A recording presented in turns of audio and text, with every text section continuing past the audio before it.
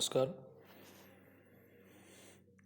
मैं इंद्रजीत यादव, सहायक आचार्य हिंदी, राजकीय महाविद्यालय बहरोड,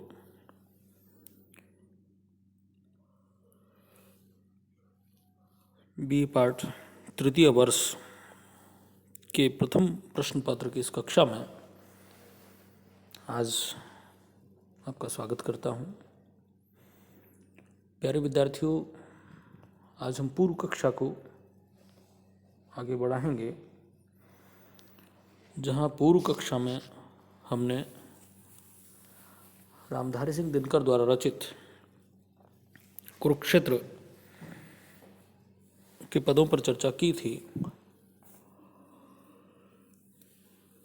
और उस कक्षा में गत कक्षा में मानव के द्वारा जो भौतिक उन्नति की गई है, जो वैज्ञानिक विकास मानव ने कर लिया है और उस वैज्ञानिक विकास के द्वारा मनुष्य ने संपूर्ण प्रकृति पर अपना साम्राज्य स्थापित कर लिया। जल, थल, नभ, प्रकृति के सभी उपादान मानव की कैद में हैं।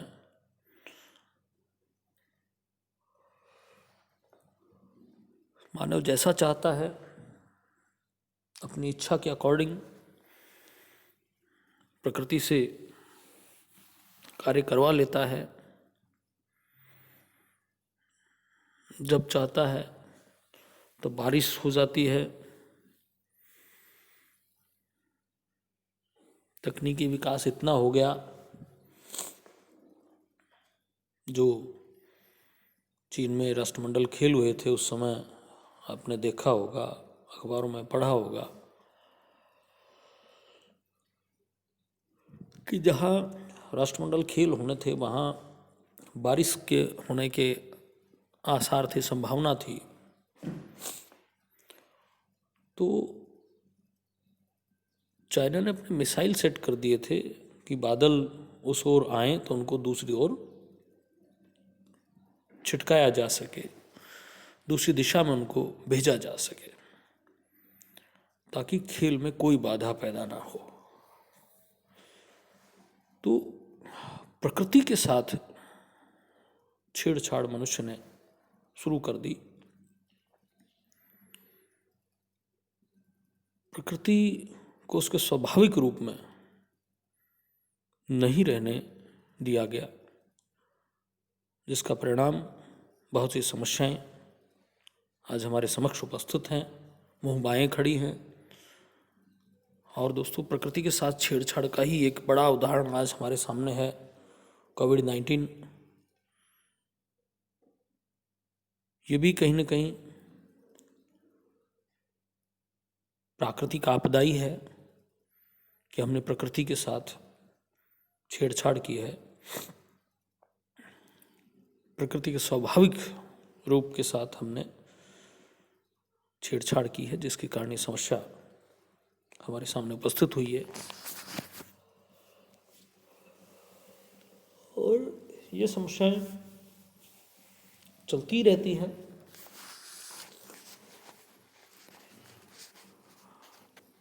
पूर्व कक्षा में बताया गया था कि हर चीज पर, प्रकृति के हर रूप पर मनुष्य ने अनधिकृत चेष्टा कर एक अधिकार स्थापित कर लिया।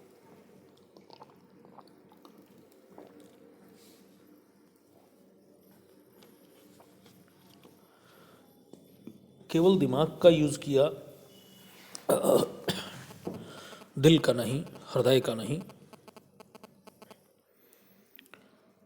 ये जो संघर्ष यहाँ इस पद में दिनकर साहब ने किया है व्यक्त, ये संघर्ष कमायनीकार ने भी इस संघर्ष को उकेरने का प्रयास किया था। कमायनी में जहाँ श्रद्धा बुद्धि हृदय का प्रतीक थी, ईड़ा बुद्धि का प्रतीक थी, मनु मन का प्रतीक था, अहम का प्रतीक था, और विकास के लिए, मानव सभ्यता के विकास के लिए हृदय और बुद्धि का संयोग जरूरी है। नहीं तो केवल हृदय के सहारे विकास किया जा सकता है, केवल भावना के सहारे विकास संभव नहीं है, और केवल बुद्धि के सहारे विकास संभव नहीं है।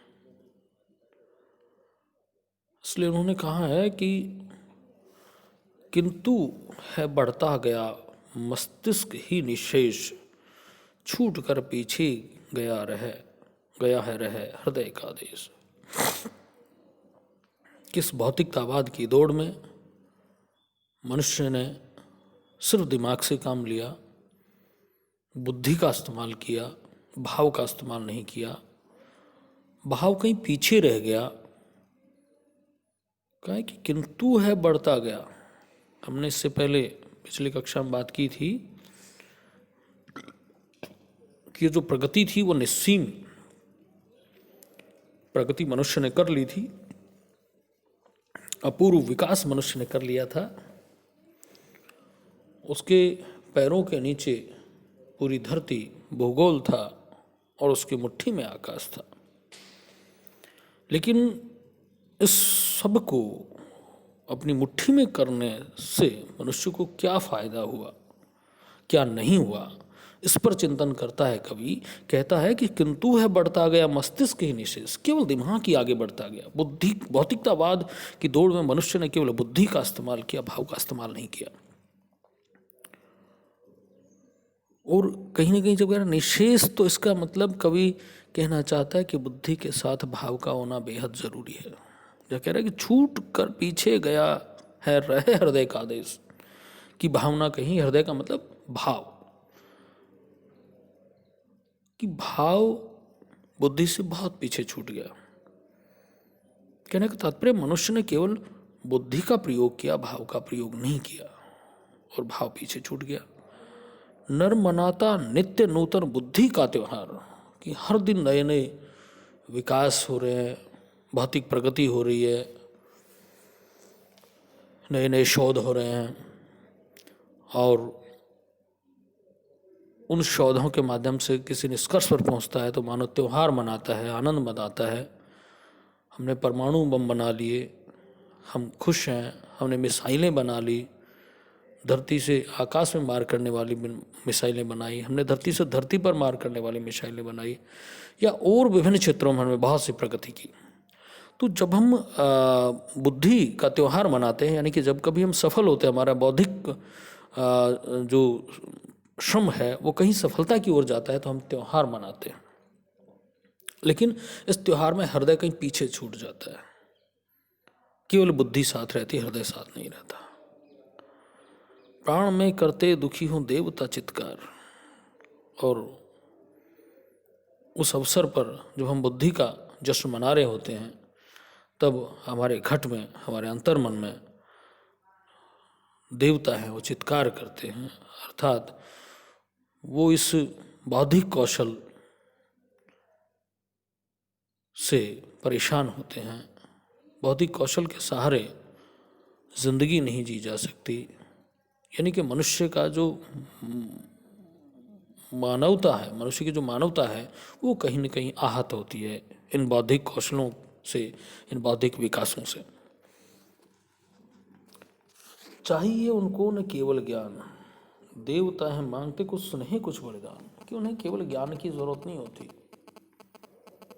केवल ज्ञान के सारे मानवता की प्रतिष्ठा नहीं की जा सकती, केवल ज्ञान के सारे ईश्वर को प्राप्त नहीं किया जा सकता। जो घट में प्राण है उन्हें भावना की जरूरत होती है, बुद्धि की जरूरत नहीं होती। तो कहते हैं चाहिए उनको न केवल ज्ञान, देवता है मांगते कुछ स्नेह कुछ बलिदान, कि उन्हें कुछ स्नेह चाहिए, प्यार प्रेम चाहिए, अपने मैं का त्याग चाहिए, बलिदान चाहिए। लेकिन मनुष्य मैं के वशीभूत है, अहम के वशीभूत है। यही प्रश्न कामायनीकार ने उठाया था अपनी रचना कामायनी में। वहाँ भी मनु के माध्यम से, श्रद्धा के माध्यम से इसी तरह के प्रश्न को उठाया गया था। मोम सी कोई मुलायम चीज, ताप पाकर जो उठे मन में पसीज पसीज, कि मन कोमल होना चाहिए, भावना होनी चाहिए, ताप पाकर जो उठे मन में पसी, ताप पाकर यानी कि किसी तरह की समस्या को पाकर, किसी को पीड़ित देख के आदमी का मन पसीजे। बौद्धिक के स्तर पर आदमी किसी को पीड़ा में देख के हंसेगा, उसका उपहास करेगा, लेकिन यदि भावुक है, भावना उसके अंतर्मन में है, तो वो पसीजेगा, अर्थात उस समस्या से अपने आप को जोड़ेगा और उसके निदान का प्रयास करेगा। प्राण के झुलसे विपिन में फूल कुछ सुकुमार। प्राण के झुलसे विपिन में, झुलसा विपिन जंगल, जहाँ इस बौद्धिकता की ताप से सब कुछ खत्म हो गया है, उस जंगल में, यानी कि आपके अंतर्मन में, आपके मन के अंदर, कि प्राण के झुलसे विपिन में फूल कुछ सुकुमार, कि कुछ भावना के पुष्प होने चाहिए। ज्ञान के मरु में सुकुमल भावना की धार। और ज्ञान के मरु में, ज्ञान का जो मरुस्थल है, उसमें सुकुमल भावना की धार, किस बुद्धि के साथ हृदय का, सुकुमल भावना की धार का मतलब, और ज्ञान के मरु, ज्ञान का मतलब है बौद्धिकता से, अतिशय बौद्धिकतावादी दृष्टिकोण के साथ जब हम जीवन पथ पर आगे बढ़ रहे हैं, उस समय मरु में सुकोमल भावना की धार, कि भावना की सुकोमल धार का होना बेहद ज़रूरी है। अर्थात मरुस्थल में पानी का होना ज़रूरी है, ताकि वहाँ विकास हो सके, वहाँ वो बंजर ऊसर भूमि है वो उपजाऊ बन सके। जैसे वहाँ पानी की आवश्यकता है, वैसे ही मानव जो अतिशय बौद्धिकतावाद के रथ पर सवार होकर आगे बढ़ रहा है, वहाँ भावना का होना बेहद ज़रूरी है। बुद्धि के साथ भाव के संयोजन की बात रामधारी सिंह दिनकर उक्त पद में कर रहे हैं। तो यहाँ इस पद में जो प्रश्न कहीं न कहीं कामायनीकार ने कामायनी में उठाया था, वही प्रश्न एक अलग ढंग से दिनकर जी ने उठाया है। कामायनीकार ने भी अतिशय बौद्धिकता और अहम से विध्वंस को दिखाया है, जहाँ ईड़ा और मनु जब साथ होते हैं तो संघर्ष होता है, और जब श्रद्धा साथ होती है तो सब अपने से लगते हैं, जैसी भावना पैदा होती है। तो उसी बात को कहीं न कहीं यहाँ दिनकर जी ने भी उठाया है कि केवल हृदय के सहारे विकास नहीं हो सकता, केवल बुद्धि के सहारे कोई विकास नहीं हो सकता, उसके साथ हृदय का संयोजन भी ज़रूरी है। धन्यवाद दोस्तों।